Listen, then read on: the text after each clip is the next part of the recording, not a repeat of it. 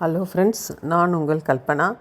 நான் இப்போது வாழைப்பூவில் உசிலி செய்ய போகிறேன். ஒரு பாத்திரத்தில் ஒரு 3 ஸ்பூன் அளவுக்கு எண்ணெய் விட்டு சோம்பு போட்டுட்டு, பூண்டு தட்டி வச்சுருந்தேன் தோலோடு, அதையும் போட்டுட்டு, கருவேப்பிலை போட்டுட்டு, வெங்காயம், பெரிய வெங்காயம் தான் சின்னதாக நறுக்கி வச்சுருக்கேன், அதையும் போட்டு நல்லா வதக்கணும். அந்த வெங்காயம் பூண்டு நல்லா வதங்கிடணும். வாசனை ரொம்ப நல்லாயிருக்கும். அந்த அளவுக்கு வதக்கிடணும். நான் வாழைப்பூ பொடியாக கட் பண்ணி அதில் மஞ்சத்தூளும் உப்பும் போட்டு வேக வச்சு எடுத்து வச்சுருக்கேன். இப்போ இது நல்லா வெங்காயம் வதங்கின அப்புறம் நம்ம அதுக்கு தேவையான உசிலின்னு சொன்னேன் இல்லைங்களா, அந்த உசிலிக்கு தேவையான கடலைப்பருப்பு, நம்ம வடை எப்படி செய்வோமோ அதே மாதிரி வடைக்கு ஊற வச்சு அதில் காஞ்ச மிளகா, தனியா எல்லாம் போட்டு அரைச்சி வச்சுருப்போம் இல்லைங்களா, அதை இட்லி மாதிரி வச்சு இந்த மாதிரி உதுத்துடணும். நல்லா ஆவியில் இட்லி மாதிரி வேக வச்சு இந்த மாதிரி உதுத்து எடுத்து வச்சுக்கணும். இது ரொம்ப நல்லா வாசனையாக ரொம்ப டேஸ்ட்டாக இருக்கும். நம்மளுக்கு இந்த வாழைப்பூ நிறைய பேர் விரும்பி சாப்பிட மாட்டாங்க. இது போல் செய்து கொடுத்தா கண்டிப்பாக சாப்பிடுவாங்க.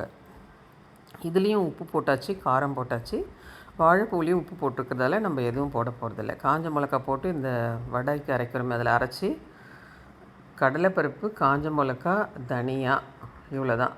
இதை மட்டும் அரைச்சி எடுத்து வச்சிடணும். உப்பு போட்டு இட்லி வச்சு உதுத்து ரெடி பண்ணி வச்சுக்கணும். நல்லா ஃப்ரை பண்ணணும். அப்படியே உதிரி உதிரியாக நல்லா வந்த அப்புறம் நம்ம வாழைப்பூ அதில் போட்டு நல்லா திரும்பவும் அதே மாதிரி வறுக்கணும்.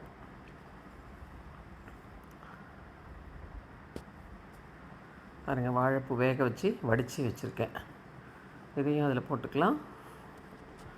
வாழைப்பூ பொரியல் பிடிக்காதவங்க கூட இந்த உசிலி மாதிரி செய்து கொடுத்தா எல்லோரும் விரும்பி சாப்பிடுவாங்க. உடம்புக்கும் வாழைப்பூ ரொம்ப நல்லது சாப்பிட்டா. இது போல் நிறைய டிஃப்ரெண்ட்டாக செய்து கொடுத்தா சாப்பிடுவாங்க. நீங்களும் இதே மாதிரி ட்ரை பண்ணுங்கள். பாருங்கள், அப்படியே நல்லா உதிரியாக வர வரைக்கும் நல்லா கலரணும். நம்ம அதை நல்லா வறுத்து எடுத்துடணும். அப்போ தான் ரொம்ப நல்லா டேஸ்ட்டாக இருக்கும்.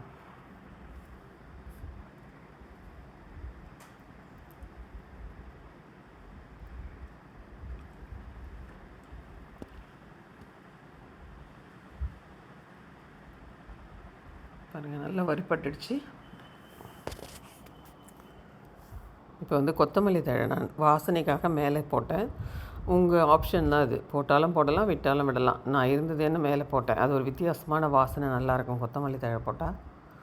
நீங்களும் இதே மாதிரி ட்ரை பண்ணி பாருங்கள். ட்ரை பண்ணி பார்த்துட்டு கமெண்ட்ஸில் சொல்லுங்கள் எப்படி இருந்தது. வாழைப்பூ வடை, வாழைப்பூ உசிலி, வடைன்னு வந்துடுச்சு. வாழைப்பூ உசிலி எப்படி இருந்ததுன்னு கமெண்ட்ஸில் சொல்லுங்கள்.